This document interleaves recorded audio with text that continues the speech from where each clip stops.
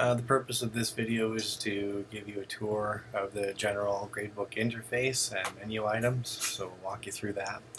We'll start up here in the top left-hand corner block. It's called the classes block, and in it is a list of all the classes that I teach in PowerSchool and that I'm assigned to in PowerSchool. And you can see here I've got a yellow gradebook for my grade 2 English class, a yellow one for my grade 3 class. I'm teaching those subjects on my own. And then I'm sharing students in these other sections, and that is symbolized by this gradebook that has the blue triangle on the corner. So that means I'm sharing that with another teacher, and I may or may not be the lead for that class. Up here, this particular teacher that we're using as an example is assigned to 2 schools. So in the drop-down menu, I'm able to toggle back and forth through the 2 schools listed here. I can go back a little bit to look at grades from classes from other years, so I'll explain a little bit later why that could be useful, but for now you can just ignore it.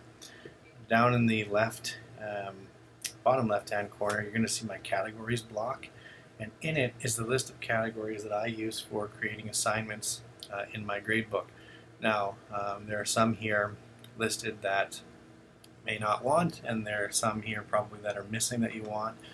There is a way to add and delete assignment categories, and we'll talk about that in the personalizing your gradebook video. So up here at the top I've got my gradebook menu tabs. Okay, so I'll just quickly go through them. The first is the score sheet. I'm in the score sheet right now for my grade 2 mathematics class. If I wanted to change classes, I would just click here. Now I'm showing a different roster of students. It's also showing that I'm in term 2. So now we report twice a year in our elementary grades. Once typically at the very end of January, and then once at the end of June. And so I can toggle here between term 1 and term 2. I'm going to keep it in term 2 for right now. My final grade column is something that I'm going to have to pay attention to. We'll go through that in another video as well.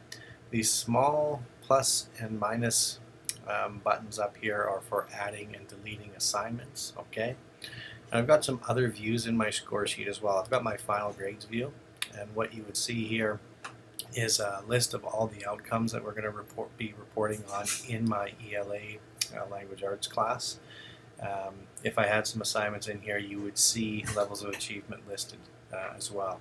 If I wanted to go student by student and see how they're doing on those outcomes and with assignment scores, I can go and display this student by student and then toggle through my students just by using these little arrows here. The assignment tab shows all of the assignments listed and saved into my gradebook. The student info tab gives general demographic information about all the students enrolled in each of my courses. The grade setup, never touch that because there are configurations made here to make sure that we're using the right grade scale, so I never change anything in there. Class content, I'll show you in the next video how you can add descriptions of each of your courses and change the name of the courses if that suits your needs. And then lastly, the reports tab. Gradebook makes it really easy to run all sorts of different reports and generate PDF copies or Excel copies. So more on that a little bit later, but that's the general walkthrough of the elementary gradebook.